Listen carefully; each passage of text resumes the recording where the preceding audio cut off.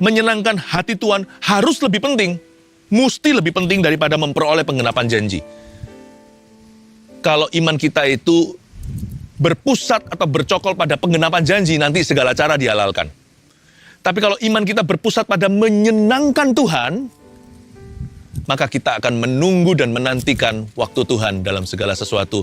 Dan semua harus pakai caranya. Itulah definisi hati yang berkenan.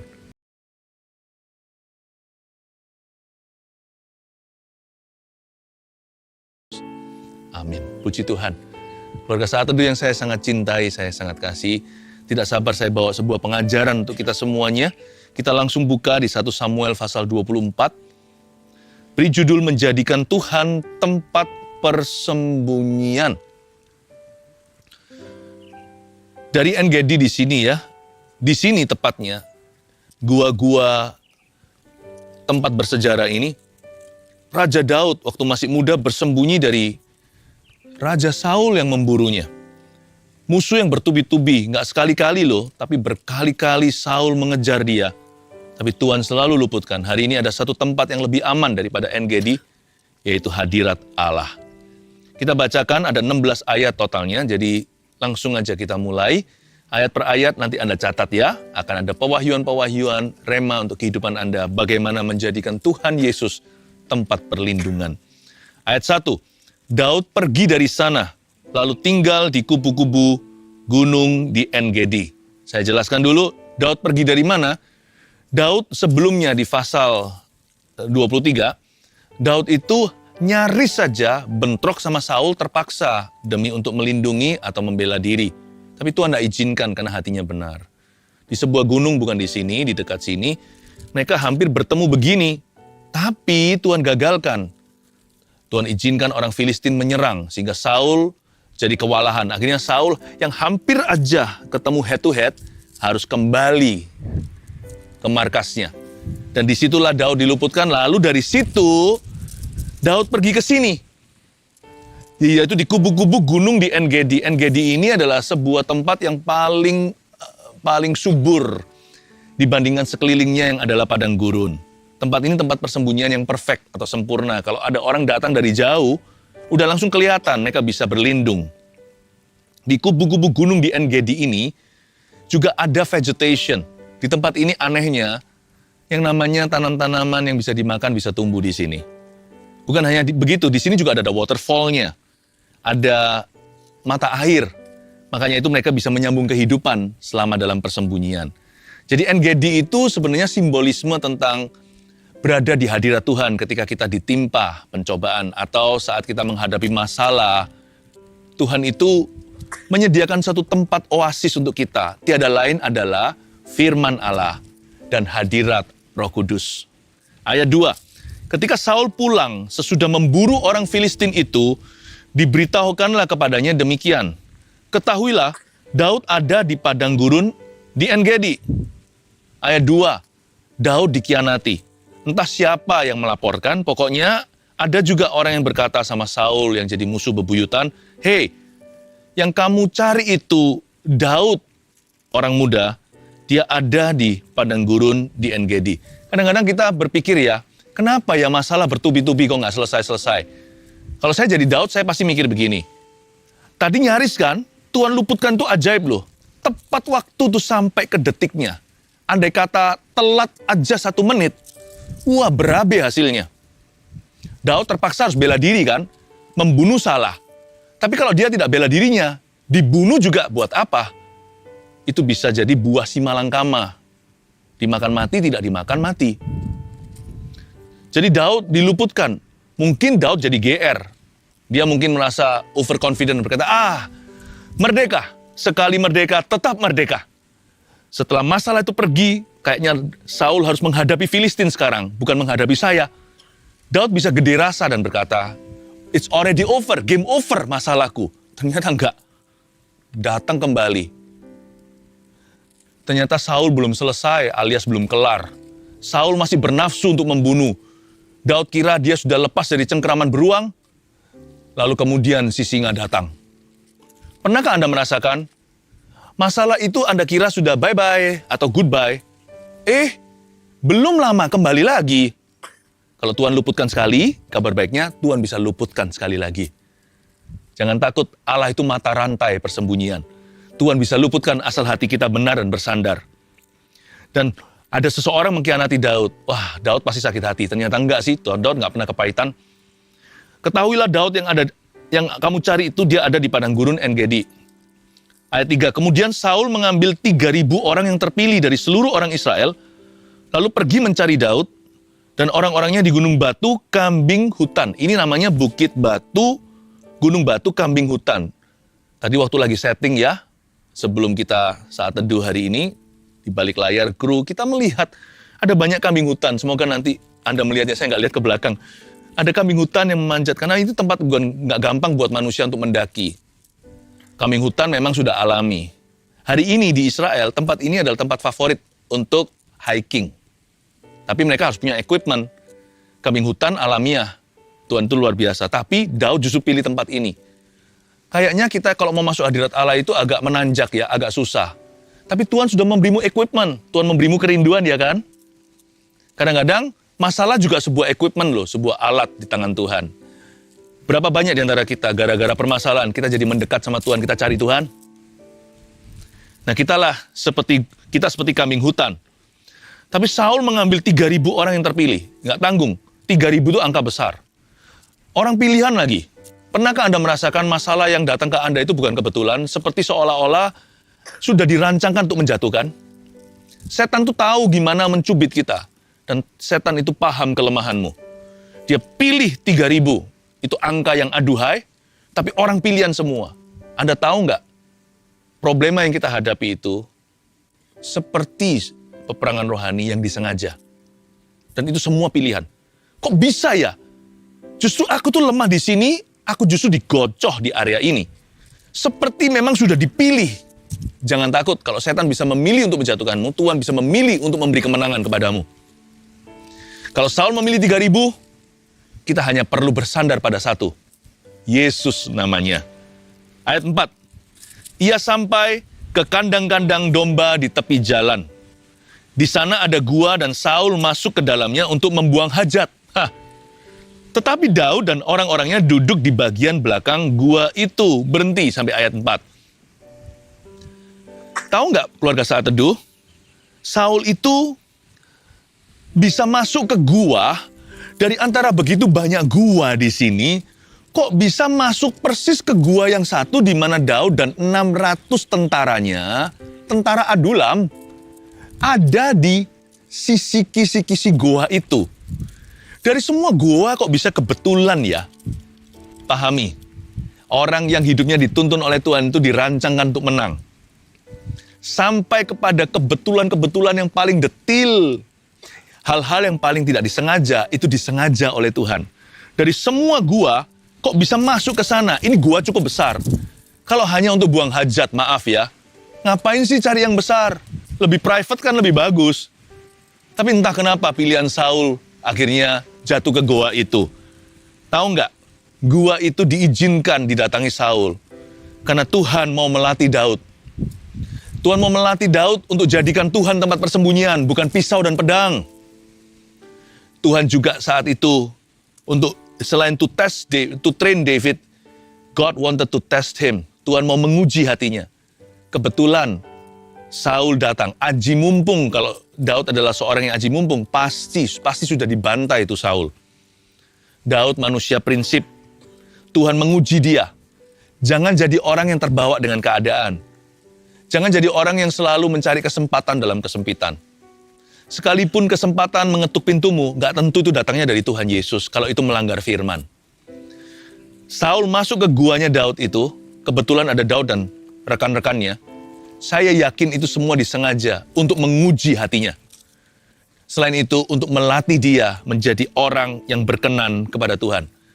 Kejadian di gua ini menunjukkan dan mendemonstrasikan ternyata Daud itu bukan hanya menang gelarnya, seorang yang berkenan di hati Allah. Ternyata dia sungguhan. He was the real deal.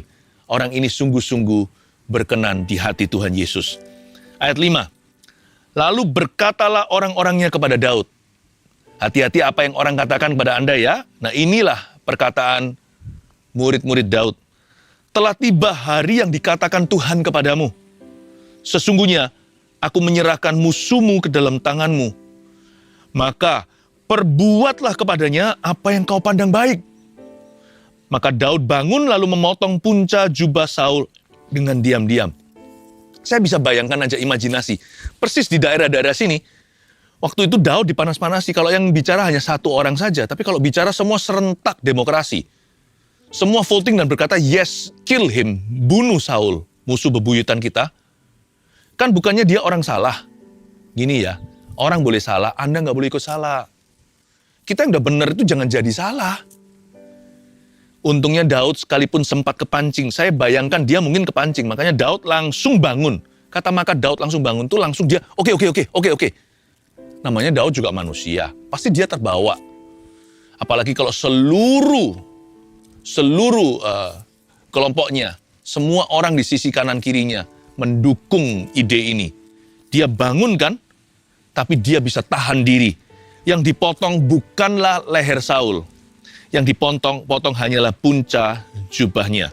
Sekalipun semua tentara-tentara Daud, rekan-rekannya menyarankan, perbuatlah kepadanya apa yang kau pandang baik. Daud tidak setuju. Daud tidak agree. Jangan perbuat apa yang kau pandang baik, keluarga Saat Teduh. Perbuatlah apa yang Tuhan pandang baik. Jadi orang berkenan kepada Tuhan itu tidak menghalalkan segala cara meskipun tujuannya mulia. Sekalipun Anda hanya bela diri, tidak boleh pakai segala cara. Maka perbuatlah kepadanya apa yang kau pandang baik, ditolak mentah-mentah. No, aku Daud, aku akan perbuat apa yang dipandang oleh Tuhan baik. Begitulah caranya kita menjadikan Tuhan perlindungan. Jangan percaya pada perasaan. Orang yang menaruh Tuhan pada sentral atau pada pusat hatinya, menjadikan firman otoritasnya. Dia tidak hidup berdasarkan perasaannya, dia tidak hidup berdasar kebetulan, dia hidup berdasar apa kata firman Tuhan. Ayat 6. Kemudian berdebar-debarlah hati Daud, karena ia telah memotong punca Saul. Dari sini saya tahu, Daud itu orangnya lemah lembut. Dia punya conscience atau hati nurani yang lembut sekali. Potong punca jubahnya aja dia berdebar-debar, rasa bersalah nggak keruan. Mengapa demikian? Karena jubah Saul adalah lambang kerajaan. Ingat ya, tentunya Saul waktu itu pasti ingat apa yang terjadi belum lama yang lalu. Nabi Samuel yang mengurapinya, sempat pada waktu itu terjadi puncak jubahnya yang robek. Lalu Nabi Samuel berkata begini, demikianlah Allah telah merobek kerajaanmu daripadamu. Demikianlah Allah telah memisahkanmu dari tongkat kerajaan. Jubah raja itu nggak sembarangan. Jubah raja itu lambang pemerintahan. Dan Daud terpaksa memotong punca jubah itu dengan satu tujuan, untuk menunjukkan bahwa hatinya mulia. Dia tidak ada maksud membunuh, dia perlu bukti. Itu pun dia terus bergumul dalam hatinya. Setiap langkah itu rasanya seperti ribuan langkah. Akhirnya dia memutuskan bukan memotong leher Saul, tapi hanya memotong punca ujung jubahnya saja. Untuk nanti sebagai barang bukti. Bapakku, aku tidak pernah mau membunuhmu. Fitnah apaan yang kau dengarkan itu tidak betul semua. Daud menjadikan Tuhan tempat persembunyian. Bahkan apa yang dia izinkan, semua itu melalui sebuah pergumulan dulu. Bukan seperti orang yang aji mumpung semua dihalalkan. Saya tahu Daud itu punya hati nurani yang bersih. Orang yang mau berlindung pada Tuhan. Orang yang menjadikan Tuhan tempat persembunyiannya harus jaga hati. Ayat yang ke-7, lalu berkatalah ia kepada orang-orangnya, dijauhkanlah Tuhan kiranya daripadaku untuk melakukan hal yang demikian kepada tuanku, kepada orang yang diurapi Tuhan, yakni menjamah dia. Sebab dialah orang yang diurapi Tuhan. Bukan hanya Daud tolak mentah-mentah dan dia berkata kepada rekan-rekannya yang memberi dia saran yang salah. Dia tidak hanya berkata no atau tidak, dia memberi alasannya. Be a good leader, be a good friend. Jadi teman yang baik. Jadi orang Kristen yang bijaksana. Jadi anak Tuhan yang bisa menjelaskan imannya. Jadi seorang pemimpin yang bisa memimpin rakyatnya. Daud berkata gini loh, guys, saya bukannya menolak kalian karena saya tidak percaya sama kalian. Saya tidak mau melakukan ini karena ini bukan kehendak Tuhan.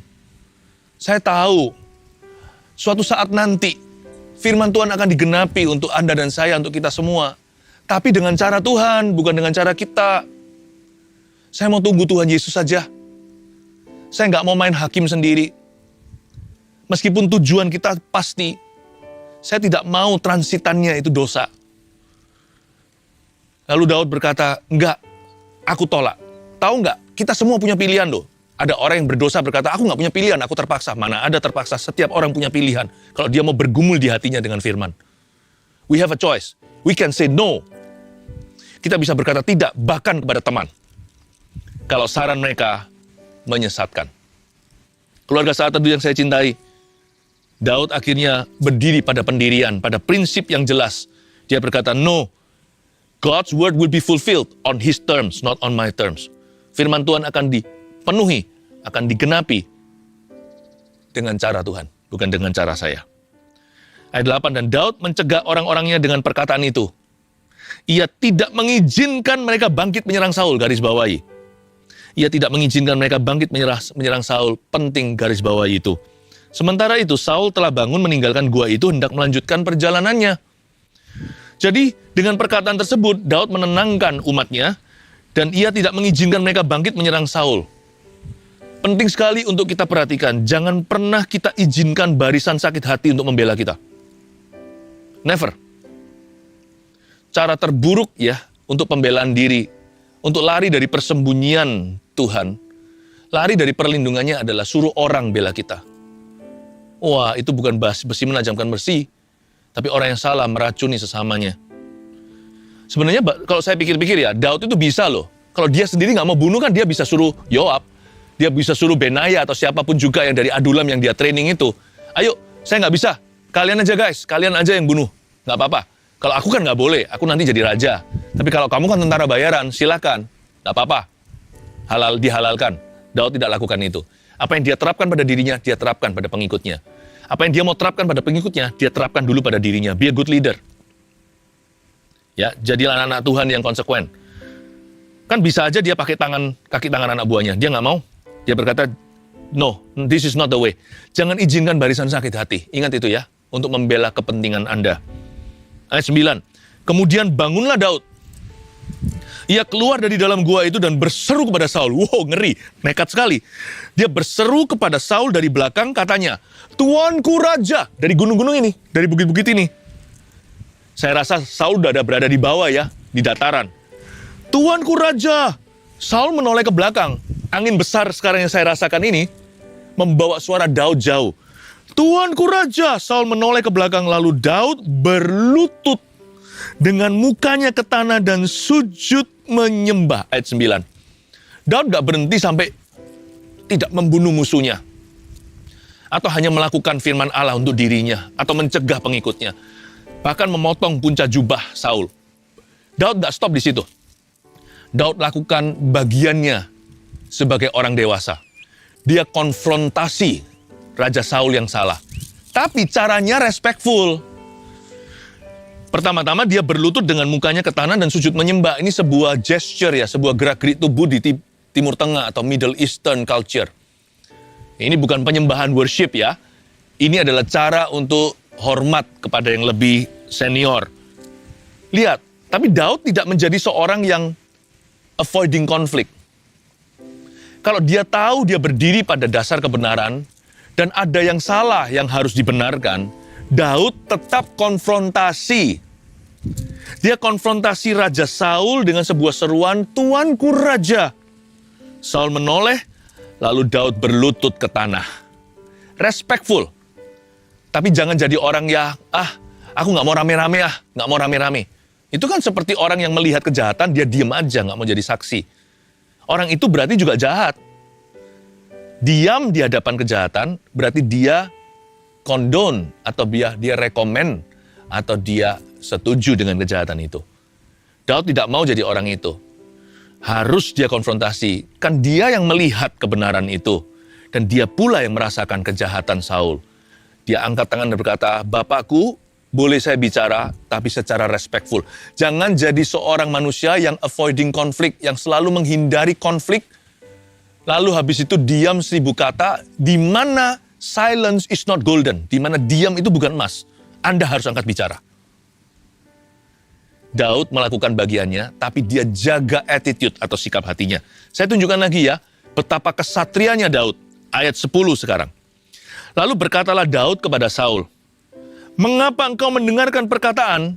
Perhatikan, orang-orang yang mengatakan, "Sesungguhnya Daud mengikhtiarkan celakamu." Ayat 10. Daud ini direct, bicara langsung, dia nggak basa-basi, namun dia indirect, dia nggak secara langsung, tidak secara langsung menuduh. Dia personal, dia membawanya secara sangat pribadi, namun secara sopan sekali. Ini yang saya sebut being graceful. Ini yang saya sebutkan sebagai permainan cantik. Daud dalam mengkonfrontasi, dia jaga juga perasaan orang lain, tidak terjadi character killing atau pembunuhan karakter. Meskipun kita semua tahu, dari awal sampai akhir Saul semua itu yang salah, tapi Daud berkata gini, "Baginda, mengapa engkau mendengarkan perkataan orang-orang?" Tidak sebut salah satu, tidak tuding siapa-siapa. Dia berkata, orang-orang yang mengatakan, "Daud ingin mencelakakan dirimu." Kenapa kau dengarkan, Baginda? Orang-orang itu tidak punya fondasi berkata begini. Ya, Daud kalau menuduh itu selalu ngambang. Tapi pesannya itu mendarat. Daud tidak mau shaming atau mempermalukan. Luar biasa ya Raja Daud. Coba lihat ayat 11. Tetap graceful dia. Daud tetap bermain cantik. Ketahuilah, pada hari ini matamu sendiri melihat bahwa Tuhan sekarang menyerahkan engkau ke dalam tanganku dalam gua itu. Kan ada buktinya. Ada orang, coba lihat ya, ada orang yang telah menyuruh aku membunuh engkau, tapi aku merasa sayang kepadamu. Karena pikirku, aku tidak akan menjamah tuanku itu, sebab dialah orang yang diurapi Tuhan. Ada orang, Daud juga graceful, Daud juga bermain cantik terhadap orang-orang yang dipimpinnya. Daud tidak menjual pengikutnya demi nama baiknya. Demi memperoleh sesuatu bagi dirinya, dia korbankan orang lain. Seperti itu teman yang busuk, pemimpin yang buruk. Daud tidak mendorong lalu habis itu dia lari, hit and run. Di sini Daud berkata, ada orang, dia nggak sebut namanya. Supaya jangan personal, nanti Saul ganti kejar Daud, kejar orang itu. Daud berkata, ada orang yang telah menyuruh aku membunuhmu. Itu fakta, Daud tidak berdusta. Sungguhan kan terjadi, tapi aku merasa sayang kepadamu. Ayat 12, lihatlah dahulu ayahku. Wow, ayahku lihatlah kiranya puncak jubahmu dalam tanganku ini. Sebab dari kenyataan bahwa aku memotong puncak jubahmu dengan tidak membunuh engkau, dapatlah kau ketahui dan kau lihat bahwa tanganku bersih daripada kejahatan dan pengkhianatan, dan bahwa aku tidak berbuat dosa terhadap engkau, Papa. Walaupun engkau ini mengejar-ngejar aku untuk mencabut nyawaku. Daud menyebutnya Papa karena Saul adalah mertuanya. Lihatlah dahulu ayahku, di sini sebuah prinsip kebenaran yang luar biasa. You give credit to whom credit is due. Berikan kemuliaan pada siapa kemuliaan itu harus diberikan. Berikan pengakuan kepada siapa pengakuan harus diberikan. Berikan gelar orang kalau memang gelar itu milik orang. Daud itu fair sekali. Dari sini saya tahu Daud itu punya rasa aman yang sangat-sangat super tinggi. Dia berkata begini sama Saul, Papa, kau selalu adalah bagindaku, ayahku, rajaku, kau selalu adalah raja Israel. Tapi ayat 13, Tuhan kiranya menjadi hakim di antara aku dan engkau, kata Daud. Tuhan kiranya membalaskan aku kepadamu, tetapi tanganku tidak akan memukul engkau. Kata, sebab seperti peribahasa orang-orang tua mengatakan, dari orang fasik timbul kefasikan, tetapi tanganku tidak akan memukul engkau. Ayat 13 dan ayat 14 yang baru kita baca, menunjukkan bahwa untuk berada di kursi penghakiman Tuhan adalah tempat yang paling bahaya untuk kita. The worst place to be is to sit on God's judgment seat. Karena itu orang yang suka menghakimi sesamanya, orang itu dalam bahaya jiwanya. Daud berkata begini, Memang Tuhan akan menjadi hakim antara you and me. Tuhan akan membalaskan aku kepadamu. Karena dia tahu jelas bahwa dia nggak salah. Tetapi tanganku sendiri, no way, tidak akan memukul engkau, ya baginda. Karena dia tahu, kalau dia duduk atau Daud duduk di atas kursi penghakiman, hari itu dia bukan menjadi orang yang berkenan kepada Tuhan. Dia akan menjadi musuh Tuhan. Mau jadi musuh Allah? Gampang. Hakimi sesamamu. Karena itu adalah tempatnya Tuhan. Dan dia adalah maha cemburu. Ayat 15, terhadap siapakah Raja Israel keluar berperang? Ini curhat. Siapa yang kau kejar? Daud mulai curahkan hatinya. Anjing mati, seekor kutu saja. Sebab itu, Tuhan kiranya menjadi hakim yang memutuskan antara aku dan engkau. Dia kiranya memperhatikannya, memperjuangkan perkara saya, dan memberi keadilan kepadaku dengan melepaskan aku dari tanganmu. Ini yang paling susah. Keluarga Saat Teduh yang saya cintai. The real difficult challenge adalah ini. Mempercayakan ke tangan Tuhan keputusan terakhirnya. Saya kasih 3 poin sederhana seperti biasa. Catatlah. Bagaimana menjadikan Tuhan tempat persembunyian ya. Nomor 1. Ini harus hukumnya wajib, tidak bisa ditawar lagi. Pertama, menyenangkan hati Tuhan lebih penting daripada memperoleh penggenapan janji. Saya ulangi lagi.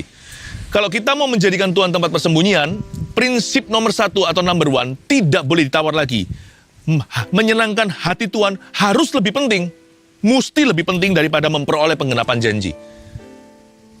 Kalau iman kita itu berpusat atau bercokol pada penggenapan janji, nanti segala cara dihalalkan. Tapi kalau iman kita berpusat pada menyenangkan Tuhan, maka kita akan menunggu dan menantikan waktu Tuhan dalam segala sesuatu. Dan semua harus pakai caranya. Itulah definisi hati yang berkenan. Daud dalam bahasa Inggris disebut sebagai a man after God's own heart. Bahasa Indonesianya diterjemahkan seorang yang hatinya yang berkenan kepada Tuhan. Saya tambahkan, bahasa Indonesianya dengan Inggrisnya kalau di blending begini. Seorang yang ngejar hati Tuhan dulu dalam segala sesuatu. Menyenangkan hati Tuhan lebih penting ya. Jadikan itu nomor 1. Penggenapan janji nomor 2. Yang nomor 2 sekarang. Menjadikan Tuhan tempat persembunyian dari cerita En-Gedi ini. Nomor 2, tidak mengizinkan barisan sakit hati untuk membela kepentingan pribadi. Don't hide in man. Jangan bersembunyi di dalam diri manusia. Percuma, debu tanah saja. Tidak mengizinkan barisan sakit hati untuk membela kepentingan pribadi, itu equals atau sama dengan menjadikan Tuhan tempat perlindungan. Semakin Anda berlindung sama manusia, semakin tidak ada Tuhan. More man, less God. More God, less man. Nggak bisa no man sih, nggak bisa less man. Karena Tuhan juga pakai manusia. Makanya itu jangan izinkan barisan sakit hati ya, untuk membela kepentingan Anda. Kalau Anda belum selesai dengan kepahitan, selesaikan di ruang doa. Keluar sudah, kemanisan. Kalau enggak, jangan keluar. Kalau kita menyebar kepahitan, kita dipahitin itu lain cerita. Kita disalahin. Kalau kita menyebar kepahitan, kita jadi salah di hadapan Tuhan. Sekalipun mungkin awalnya kita adalah korban. Jangan izinkan barisan sakit hati. Yang ketiga ini yang tadi yang paling susah. Menyerahkan diri sepenuhnya kepada Tuhan yang memutuskan hasil akhirnya. Saya ulang sekali lagi. Daud itu di ayat terakhir yang kita bacakan tadi, Daud menyerahkan dirinya sepenuhnya, menyerahkan diri sepenuhnya kepada Tuhan yang memutuskan hasil akhirnya. Jangan tentukan hasil akhirnya. Penghakiman itu milik Allah. Tugas kita itu hanyalah perolehan sementara. Skor terakhir milik Yesus. Kita hanyalah skor di depan. Kalau kita ketinggalan, ya kejar. Orang kalau badminton, tenis atau apa, atau kalau sepak bola ketinggalan 2-0, ya kejar aja setiap gol berarti. Tugasmu bukan dia skor akhir. Tugasmu adalah menggunakan, memanfaatkan setiap detik dan menit untuk mencetak gol demi kemenanganmu. Tapi kalau kita nggak ketinggalan, kita depan. Jangan kita lengah, mentang-mentang sudah melaju. Kita harus setiap bola, setiap serven, setiap kali kita itu mengayunkan raket kita, pastikan angka berikutnya perolehan sementara di sisi kita. Ya. Menyerahkan diri sepenuhnya kepada Tuhan yang memutuskan hasil akhirnya. Bagian Anda adalah sehari demi sehari taat pada firman-Nya. 1, 2, 3. Menyenangkan hati Tuhan lebih penting daripada memperoleh penggenapan janji. 2. Tidak mengizinkan barisan sakit hati untuk membela kepentingan pribadi. 3. Menyerahkan diri sepenuhnya kepada Tuhan yang memutuskan hasil akhirnya. Dari NGD. Tuhan cinta padamu, keluarga Saat Teduh. Dan Tuhan menjadi tempat persembunyian kita semua. Kalau saya lihat seperti ini ya, kepingin rangkul Tuhan Yesus dan berkata, "You are more than this." Engkau lebih bagiku tempat daripada tempat ini bagi Daud. Kita diinspirasi oleh Raja Daud ketika menulis mazmur-mazmur di gua-gua ini. Mungkin lagi minum di waterfallnya, mungkin lagi petik tumbuh-tumbuhan, atau mungkin lagi berburu kambing hutan untuk dimakan, atau mungkin hewan-hewan kecil lainnya. Daud menulis banyak mazmur di tempat ini. Dia menginspirasi kita semuanya bahwa Tuhan adalah gunung batu perlindungan. Tuhan adalah tempat persembunyian. Tuhanlah mata air seperti sungai yang mengalir diminum oleh rusa. Di sini diminum sama kambing hutan, Daud dan tentaranya. Tuhan adalah gembalaku, takkan kekurangan aku. Dia membaringkan aku di tempat yang permai ini, padahal padang belantara. Tapi di sini, Daud merasa at home karena ada Tuhan. Can you feel at home in your problems? Dan dia menuntun aku di lembah kekelaman, lembah maut. Saya nggak bisa bayangkan nanti kalau gelap ini gimana. Pasti agak mencekam ya kan, ini kan hutan. Tuhan itu tongkat gadanya melindungi. Mazmur-mazmur tersebut banyak yang ditulis di sini. Mengingatkan kita bahwa Tuhan adalah tempat perlindungan yang abadi. I just want to hug you, Lord Jesus. Thank you for loving me. Thank you for protecting my family. Thank you for protecting your church. Thank you for protecting your people. Terima kasih Tuhan. Mari mendekat pada Tuhan.